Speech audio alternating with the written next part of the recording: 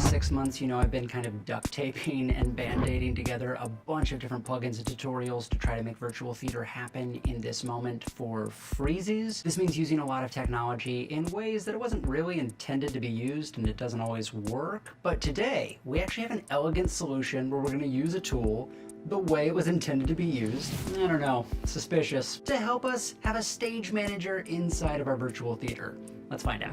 My absolute favorite part about making these videos has been the community that has kind of found me on the internet. You have had some great questions in the comments, in my DMs, on email, and I've met a lot of incredible theater makers and XR open web professionals who have all been kind of collaborating and coming together with the spirit of abundance in this moment. So thanks for those questions. Keep them coming because they spark new ideas and new tutorials, because I'm like, that is a cool idea. Let me see if that works. And that's where we're starting today, thanks to Fabien, who contacted me because he is trying to put together all of these different smart devices in his home to be able to make this open source creativity video. And he wanted some tips on how to edit the video and explain his idea. And through doing that, we got like 90 seconds into the video, and I was like, wait, what was that? And it was just a quick little GitHub trick and tutorial and plugin that he's been using to be able to get his browser to talk to and control his OBS cues. What? A big part of my own one-person performances in Boston and TCG and Russia has been that I'm holding my cell phone to control the show. This is using the Elgado STREAM DECK app that will basically talk to my computer, and I can create a variety of hotkeys or buttons that trigger certain cues inside of OBS. It's pretty nifty and it's a great solution. But this means that I'm responsible for controlling the entire show. So if you really pay attention in the video, you'll notice that I'm constantly awkwardly trying to control the buttons, check to make sure I've hit the right button, and then sneaking a look at the monitor to make sure that I'm on the right cue, which does kind of interrupt the flow of my performance. Uh-oh. Speaking of, no, come back. Come to me. Do it, robots. You can do it. Huzzah. Excellent. All right. Live theater, folks. Live theater. So thanks to Fabien, we're going to use a little trick to be able to control OBS from within my network and then share my network with another person who is not at all on my network or in my household, which means that anyone from anywhere could help me run and control my show. Amazing. Remember the video where I put theater inside of a gaming engine by using WebRTC or real-time communication? This allowed me to control the gaming engine from inside my browser, which gave me complete control over the show. A similar tool is called WebSockets. Now remember, I am not a computer person. I'm an actor that is trying to figure out how all this stuff works, so I'm going to terribly explain this, and please go ahead and troll me in the comments down below and explain it to people in much more eloquent terms. But basically, these WebSockets allow your computer to connect and communicate over your own network. So multiple devices on the same network can talk to each other and share files and commands. So today we're going to search for OBS-web, which basically turns your web browser into a cue board for all of your cues inside of OBS. You download the plugin, and then inside your OBS under Tools, you'll see WebSocket Server Settings. You open that up and you see server port, which is defaulted right now to 4444. I'm going to leave that alone, hit OK, and now when I go back to the main website for OBS-web, you'll see that I can type in, and it even suggests, localhost :4444. I hit connect, and now you can see the cues from my OBS in my web browser. And when I click on them, I can actually change the scenes inside of OBS. You see Office, Desaturate, Whiteboard, and I can click through those cues.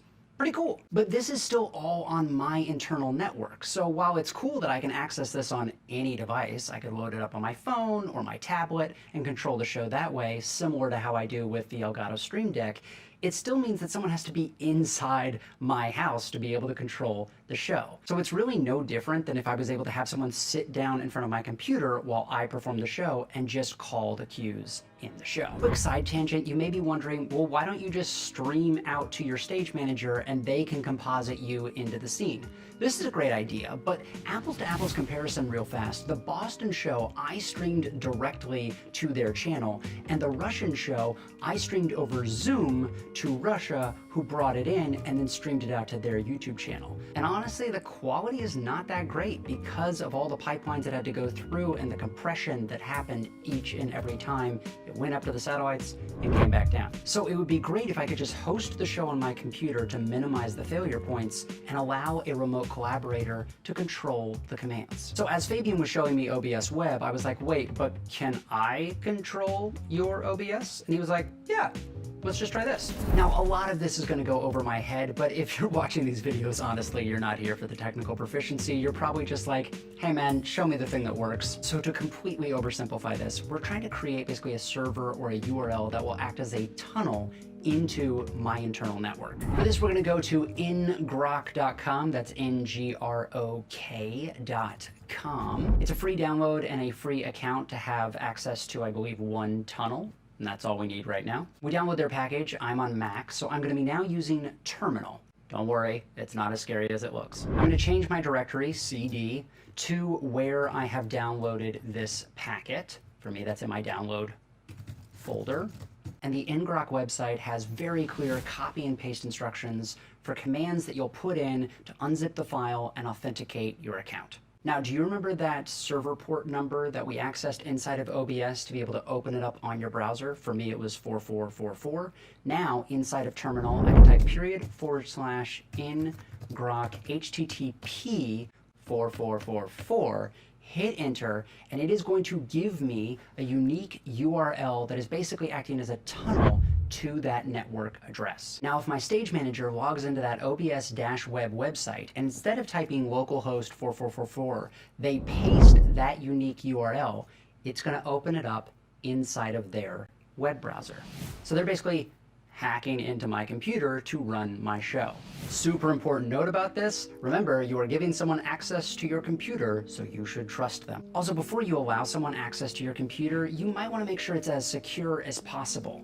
If we go back to that Tools, WebSocket Server Settings inside of OBS, you'll see Enable Authentication. If you check that box and add a password, now when they use your URL inside of OBS-web, they will be prompted for the password. Just one extra layer of security to keep everybody safe. This allows you to collaborate with anyone, anywhere in the world to be able to build and queue your show, which is pretty nifty. This is a very simple and elegant solution, and I really want to thank Fabien for being willing to share it with me, as well as put up with all of my annoying questions and troubleshooting. He is doing some absolutely mind-blowing work, so please check out his channels and support him. But I think this starts to open up a conversation for if we can have one iteration of a tunnel into our web experience or our show, could you make multiple iterations of this, multiple servers or multiple tunnels, to allow multiple audience members to interact on their own version of the show? I don't know if that's entirely possible yet, but it might be. I don't know. Someone correct me. Am I crazy? Has my brain gone to that bad, weird place? For now, at least, we can have at least one stage manager or booth operator virtually commanding someone else's computer while they perform a show, which to me is very nifty and very slick. And anyone who has experience trying something similar to this, let me know in those comments down below. If you like this video, you know the drill. Please like, subscribe, and share. Be kind to each other. And now, go create something.